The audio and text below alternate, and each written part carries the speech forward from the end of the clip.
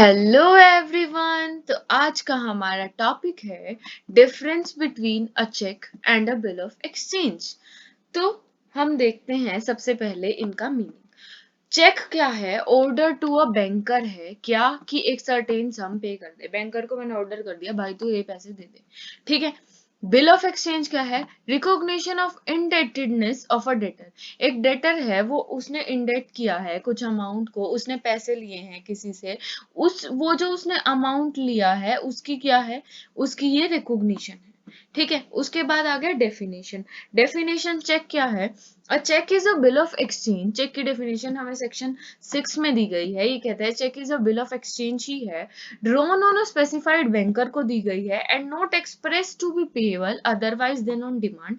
या तो डिमांड पे पे किया जाएगा, that is to the bearer होगा।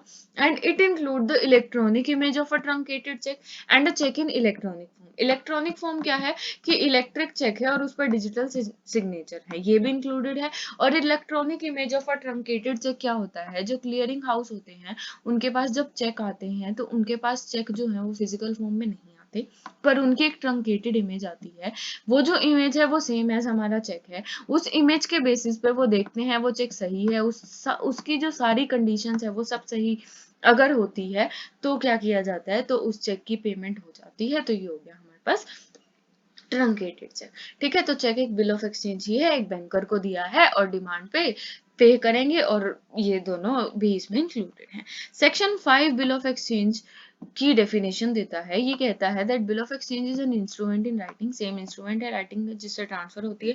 Sign by the maker, maker ने साइन किया है, मतलब कि जो क्रेडिटर है उसने साइन किया है। अनकंडीशनल ऑर्डर है ये, ठीक है।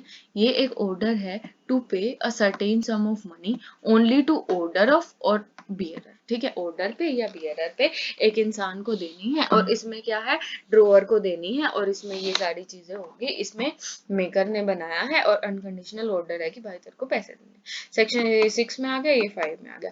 एक्सेप्टेंस, चेक में कोई एक्सेप्टेंस नहीं होती, सीधा ड्रॉ करके साइन करके दे देते हैं, उसको हम चेक मान लेते हैं, ठीक है। Not required bill of exchange में एक्सेप्टेंस चाहिए। क्रेडिटर ने लिख दिया, डेटर मानेगा तभी तो पैसे मिलेंगे। ड्रोन चेक कौन देगा? बैंक देगा। बिल ऑफ एक्सचेंज कौन देगा? कोई भी दे सकता है। चेक को हम क्रॉस कर सकते हैं। अभी हमने इससे ही पिछली वीडियो में हमने पढ़ा था फ्रॉम सेक्शन 123 टू सेक्शन 131 ए में हमें क्रॉसिंग के प्रोविजंस दिए गए हैं, पर जो बिल ऑफ एक्सचेंज है उसको हम क्रॉस नहीं कर सकते।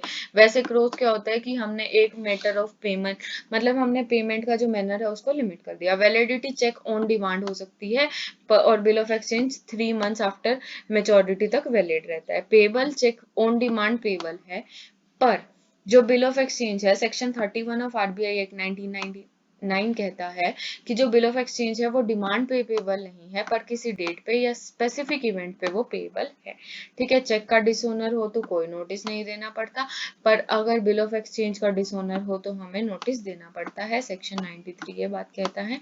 नोटिंग ऑफ प्रोटेस्ट की चेक नहीं चाहिए, बिल ऑफ एक्सचेंज की चाहिए, जैसा कि हमने सेक्शन 99 से लेके सेक्शन 104A तक हमने इसके प्रोविजंस पढ़े थे कि बिल ऑफ एक्सचेंज का नोटिंग और प्रोटेस्ट कैसे होता है।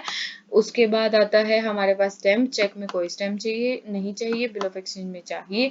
Discharge from liability, by chance हो जाता है कि चेक की एक डेट थी, 3 महीने होता है जो यूजुअल चेक होता है, अगर डिस्चार्ज बाय डिले हो गया उसको डिपॉजिट करने में, तो ड्रोवर जो है वो डिस्चार्ज नहीं हुआ लायबिलिटी से, हो सकता है उसे एक और चेक ड्रॉ करके देना पड़े। पर अगर बिल ऑफ एक्सचेंज प्रेजेंट नहीं किया गया पेमेंट पे टाइम पे, तो ड्रोवर जो है वो डिस्चार्ज हो जाता है अपनी लायबिलिटी से। चेक में कोई ग्रेस पीरियड नहीं दिया जाता, पर बिल ऑफ एक्सचेंज में 3 days of maturity as grace period दिया जाता है। जो चेक है उसकी डिस्काउंटिंग हम बैंक से नहीं करा सकते कि तू चेक ले ले और मेरे को कुछ और दे दे, मेरे को पैसे दे दे, लोन दे दे। पर जो बिल ऑफ एक्सचेंज है उसको हम प्लेज कर सकते हैं, उसकी हम डिस्काउंटिंग करा के हम उससे लोन ले सकते हैं। तो ये थे हमारे differences between cheque and bills of exchange. ऐसी ही और वीडियोस के लिए बने रहिए। Thank you.